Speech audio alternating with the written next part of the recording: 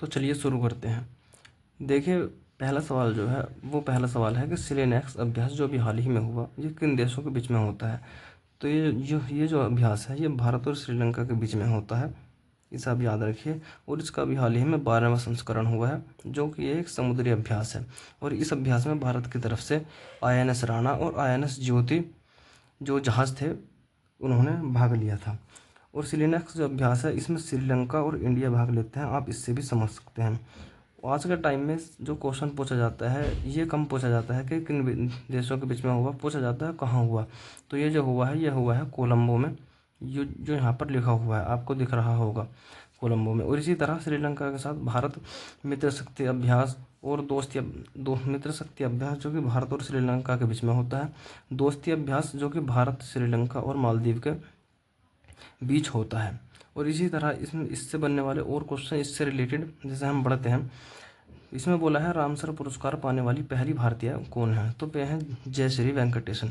Ramsar के बारे में जानते होंगे आप, जो रामसर जो कि स्थान है जो कि ईरान के अंदर है, जो कि 2 फरवरी 1971 को यहाँ पर एक सम्मेलन हुआ जिसे आर्द्रभूमि सम्मेलन या रामसर सम्मेलन भी बोलते हैं।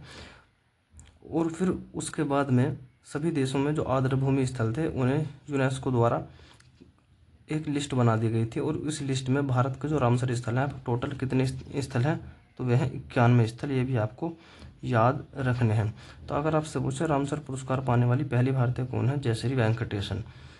इसी तरह यूएन महासभा यूएन महासभा द्वारा आशा दिवस जो बनाया गया है, यह भी हाल ही में 12 जुलाई को घोषित किया गया है। यूएन महासभा जो कि यूनाइटेड नेशन के एक अंग है।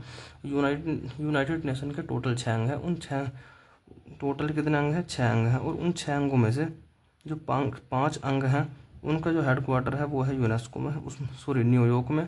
और जो एक अंग है अंतर्राष्ट्रीय न्यायालय, उसका हेडक्वार्टर है द हेग में। ये आपको याद रखना है। फिर उससे आगे हम चलते हैं। और अभी हाल ही में यूएन महासभा के 80वें अध्यक्ष जो बनी है वे बने हैं एनालेना बैरबॉक। कौन बने हैं, एनालेना। मैं लिख देता हूँ, ये आपको ज़रूर याद रखना है क्योंकि इससे क्वेश्चन बनता ही बनता है।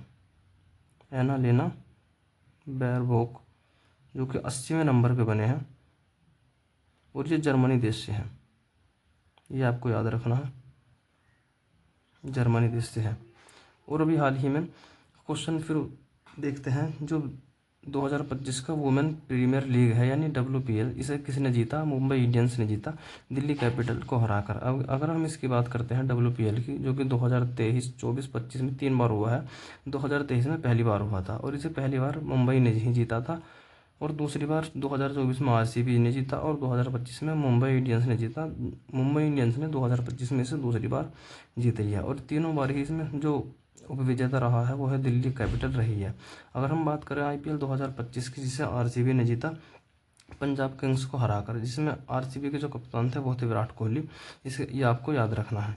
आगे चलते हैं। अभी हाल ही में जो सुनीता विलियम्स और बिच विलमोर जो कि अंतरिक्ष में फंस गए थे, फिर 9 महीने बाद अंतरिक्ष